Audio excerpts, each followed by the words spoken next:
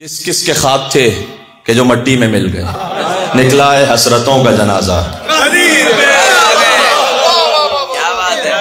تو رسول اللہ نے وہ اعلان تو کیا، اب وہ جب اعلان ہو چکا ہے اس کے بعد بھی جرأتیں آپ دیکھیے، اس کو بڑا سیریسلی دیکھیے گا کہ یہ کوئی معمولی بات نہیں ہے کہ کوئی رسول اللہ وہاں سامنے قلم و کاغذ مانگے اور سامنے سے کوئی اتنی بڑی بات تہمت کے طور پر کہے اور ایسا لفظ استعمال کرے کہ جو میں ممبر سے بیان کرتے ہوئے بھی تو گھبراتا ہوں تھوڑا سا۔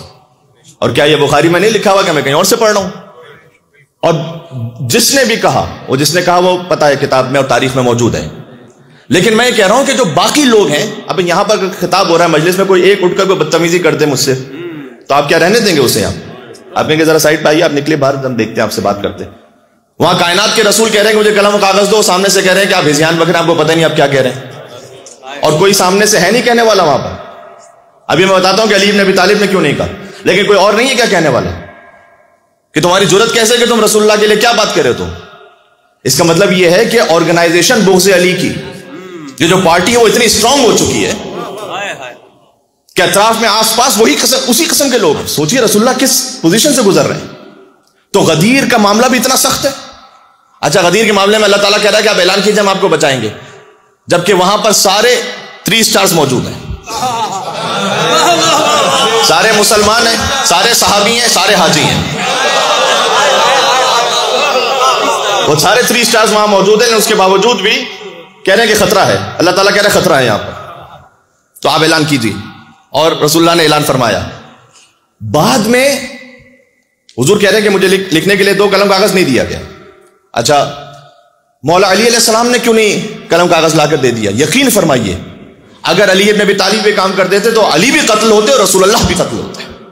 معمولی بات نہیں ہے۔ اور پھر ایک بات اور یہ کہ جب آپ سامنے کسی شخص پر نعوذ باللہ من ذالک اس کی دماغی کیفیت پر شک کا اظہار کر دیں تو بعد میں اگر وہ کچھ لکھ کے بھی دے دے تو اس کی کیا اتھینٹسٹی رہ جاتی ہے؟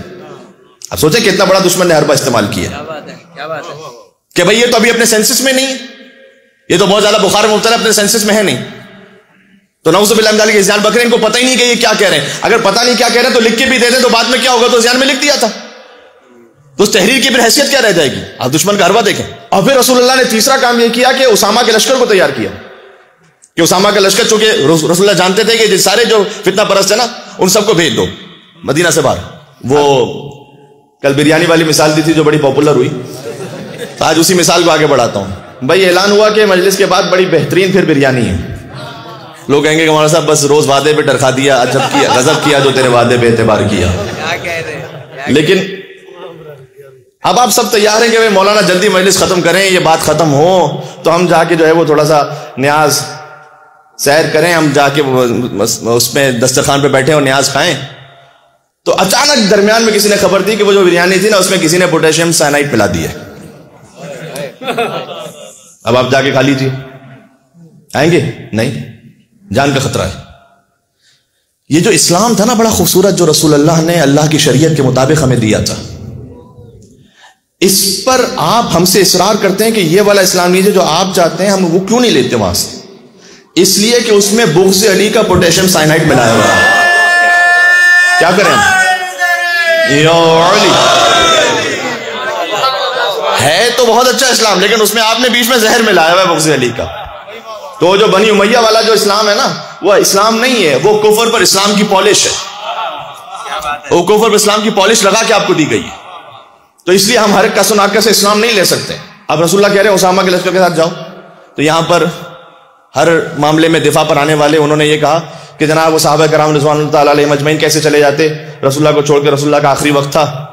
تو آپ خود سوچئے گا کہ اگر ایک باپ جو ہے وہ مر رہا ہو اور اس کا بیٹا ہو، یہ ہوتا بھی ہے کہ بھائی فرض کیجئے کہ باپ کراچی میں ہے، لاہور میں ہے، حیدرآباد میں، لکھنؤ میں ہے، اور فرض کی طبیعت خراب ہے اور بیٹا وہاں پر گیا ہوا اور لگ رہا ہے کہ بس یہ آخری سانسیں ہیں، تو چاہے باپ کی کہہ بھی رہا ہو کہ بھائی تم ٹھیک ہے آسٹریلیا واپس چلے جاؤ، اپنی جاب پہ چلے جاؤ، وہ کتنا بھی اصرار کرے لیکن بیٹا نہیں جا رہا۔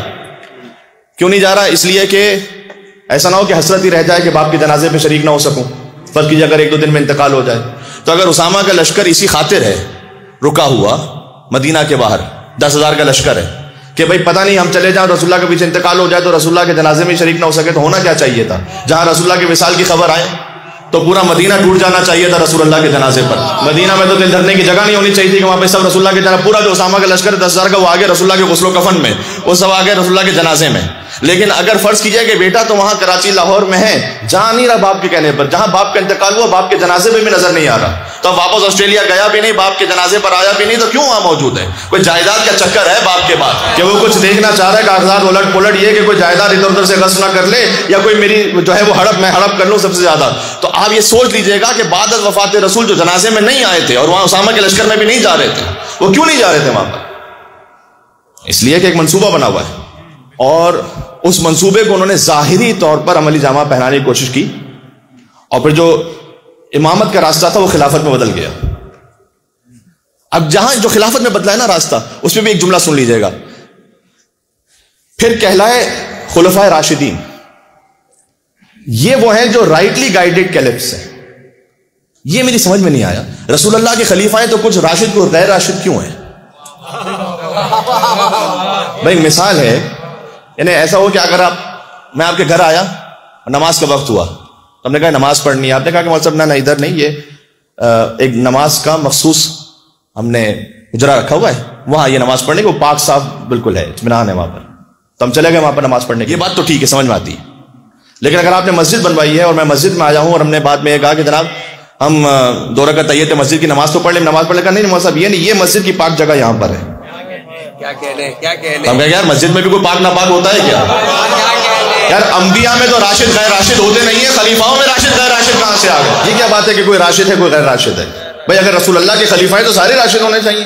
یہاں آئیے سلسلہ, حضور نے جن خلفاء کا اعلان کیا, اولہم علی آخرہم مہدی.